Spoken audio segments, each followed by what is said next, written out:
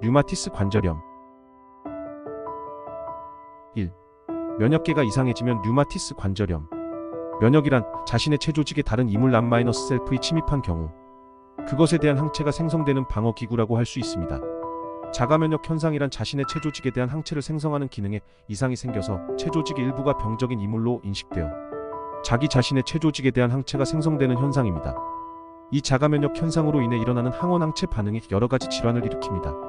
대표적인 것으로 자신의 척혈구에 대한 항체 생성으로 인해 척혈구가 파괴되는 용혈성, 빈혈, 자신의 갑상샘에 대한 항체가 생성돼서 갑상생염을 일으키는 하시모토병, 그 외 우리가 공부하고 있는 류마티스 관절염이 있습니다.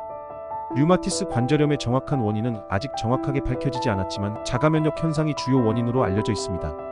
자가면역 현상이 발생하는 경우를 보면 주로 신체적, 정신적 스트레스를 받은 후 발병하는 편입니다.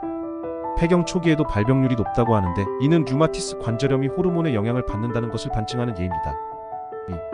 2. 류마티스 관절염의 치료는 어떻게 할까요? 관절염과 어린이 어울리지 않을 것 같으시죠? 하지만 소아에게서도 류마티스 관절염이 발병합니다. 소아 류마티스 관절염은 16세 이하의 소아, 빠른 경우에는 4세를 전후로도 나타날 수 있습니다. 증상은 6주 이상, 그리고 여러 관절에 만성적으로 염증이 발생합니다. 관절에 뻣뻣한 느낌과 열감이 있으면서 발열과 부종, 전신 통증, 걸을 때 절룩거리는 증상이 있는데 국소 관절뿐 아니라 고관절, 무릎 관절, 팔꿈치, 어깨 등의 큰 관절에도 나타날 수 있습니다. 초기에는 성장통으로 알고 치료 시기를 놓치는 경우가 있으니 아이들이 관절 통증을 호소할 때는 주의 깊게 살펴봐야 합니다. 이것은 진행 속도가 빨라 발병 후 2년 이내에 전신으로 퍼져 만성화가 될 수 있습니다.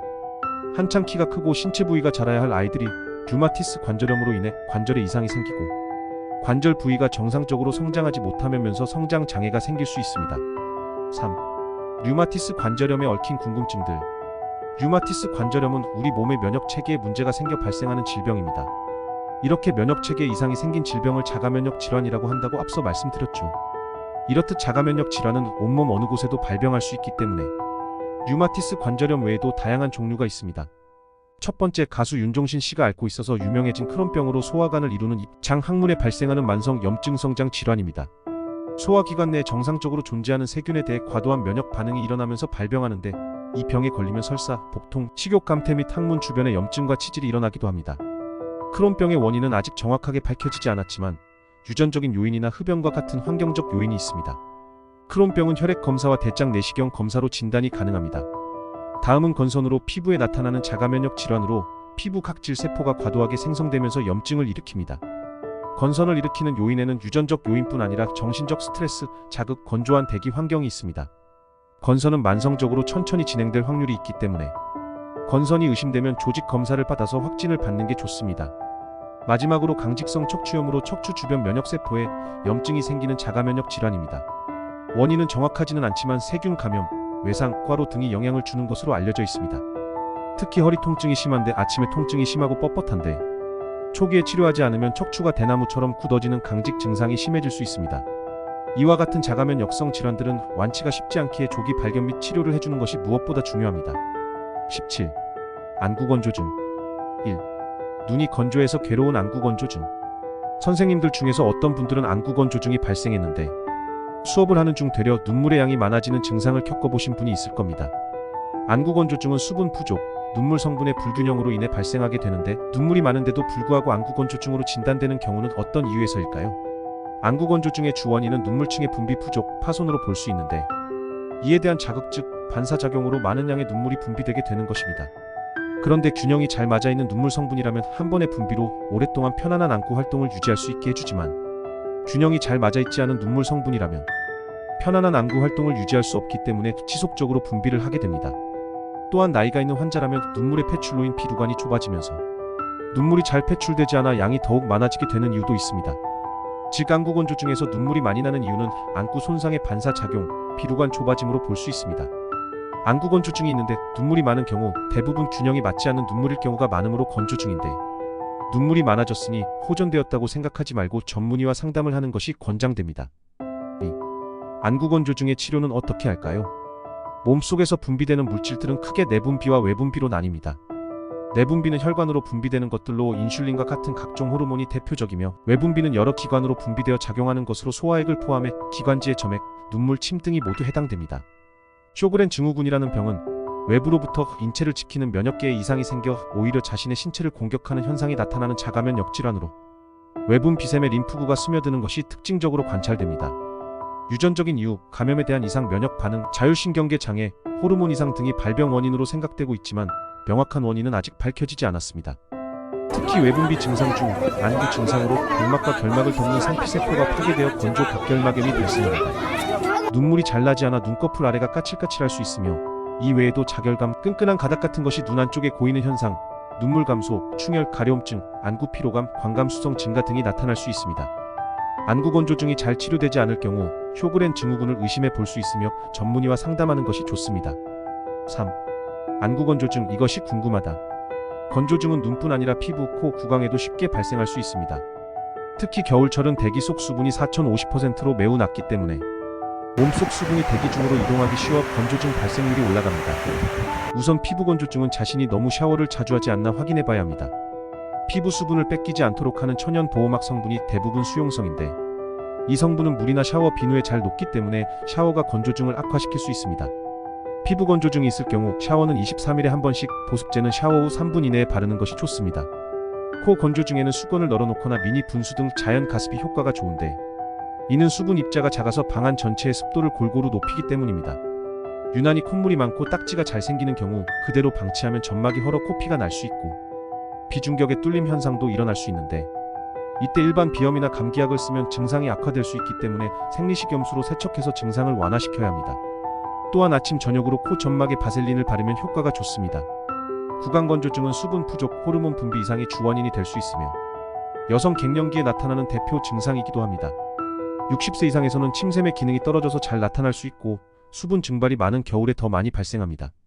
구강 건조증에는 혀 운동을 통해 침샘을 자극시켜 침 분비를 원활하게 하는 방법이 좋으며 무설탕 껌 역시 침샘 자극을 하기에 도움이 됩니다.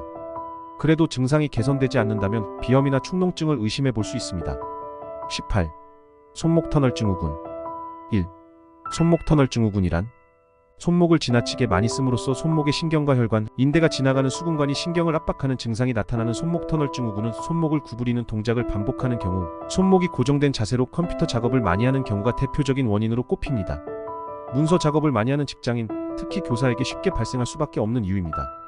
그러나 그 외에도 손목의 진동을 많이 느끼는 일을 하는 경우, 손목을 빠른 속도로 반복 사용하는 경우, 관절염, 수근관 내에 생긴 종양, 당뇨병, 만성 신부전증 환자, 임신과 관련된 부종 등 또한 주 원인으로 알려져 있습니다. 이처럼 상당히 다양한 원인들을 통해 발병하는 손목 터널 증후군은 그 다양한 원인만큼이나 시간이 지날수록 증상이 사라지는 바람에 자신도 모르게 오히려 병을 악화시킬 수 있습니다. 따라서 조기 증상의 발견 및 자가 진단이 중요합니다. 손목 터널 증후군 이 증상으로는 우선 손가락 끝이 찌릿하거나 화끈거리거나 저린 느낌이 들거나 통증이 있을 때, 그리고 엄지와 검지, 중지 부위에 연결된 손바닥, 피부 감각의 둔함과 같은 손 자체의 문제들을 통해 확인할 수 있습니다. 또한 손목에 무리가 가는 작업이나 운전 도중 증상의 악화 및 통증으로 인한 수면장애, 특별한 이유 없이 아침에 손이 굳거나 부음, 손의 정교한 운동이 어려운 장애 상태, 손목 통증의 뻗침 등이 있습니다. 2. 손목 터널 증후군 초치하기. 손목 터널 증후군을 진단하는 검사로는 신경타진 검사, 수근 굴곡 검사, 전기적 검사 등이 있습니다. 신경타진 검사는 정중신경이 툭 지나가는 손목의 신경을 손가락으로 눌렀을 때 정중신경 지배 영역의 이상 감각이나 통증이 유발되는지 확인하는 검사입니다. 수근 굴곡 검사는 손바닥을 안쪽으로 향하여 손목을 약 1분 동안 심하게 꺾으면 정중신경 지배 영역의 통증과 이상 감각이 나타나거나 심해집니다. 이 검사는 손목을 앞으로 구부려 수근관의 단면적을 감소시키면서 신경의 압축이 심해져서 손목 터널 증후군의 통증을 유발하는 방법입니다. 마지막으로 전기적 검사로는 근육에서 근전도의 이상과 손목에서 신경 전달 속도의 지연 여부를 확인할 수 있는데, 비록 환자의 증세가 심할지라도 신경이 눌렸다, 풀렸다 하는 초기에 가벼운 경우에는 정상으로 나올 가능성이 있습니다. 또한 원인 및 여러 다른 질환을 감별하기 위해 단순 방사선 검사를 일반적으로 시행하기도 합니다. 3. 손목 터널 증후군의 오해와 진실. 누구든지 몸에 칼을 뗀다고 하면 마음이 착잡해지면서 거부감이 일기 마련입니다.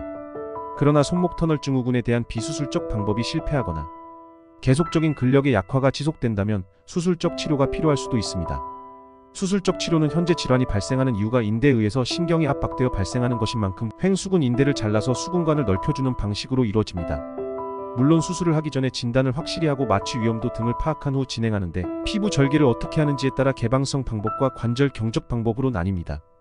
모든 것이 각각의 장단점이 있는 만큼 이 두 가지 방식 또한 장단점이 있는데, 개방성 방법은 국소 마취하에서 약 23cm 절개를 통해 진행하는 비교적 간단한 시술입니다. 다만 치료 후 통증이 있습니다. 반면 관절 경적 방법은 피부의 절개가 개방성 방법보다 줄어들어 수술 후 통증은 적을 수 있습니다. 그러나 고가의 장비를 사용하기에 비용이 더 들고 신경분지 등이 손상될 가능성이 있습니다. 수술적 치료는 장기적인 치료가 지속되어야 하는 비수술적 치료보다 단기적으로 분명한 결과가 나온다는 장점이 있습니다. 그러나 수술을 하는 만큼 대개 일주일가량 통증이 동반되며 손의 기능을 완전히 회복하는 데는 6개월 이상의 기간이 소요되는 경우도 있습니다. 수술 후 증상에 관해서는 사람에 따라 다양하게 나타날 수 있으니 수술 전에 관련된 내용을 충분히 숙지하고 의사와 상담한 후에 결정하고 진행하는 게 좋습니다.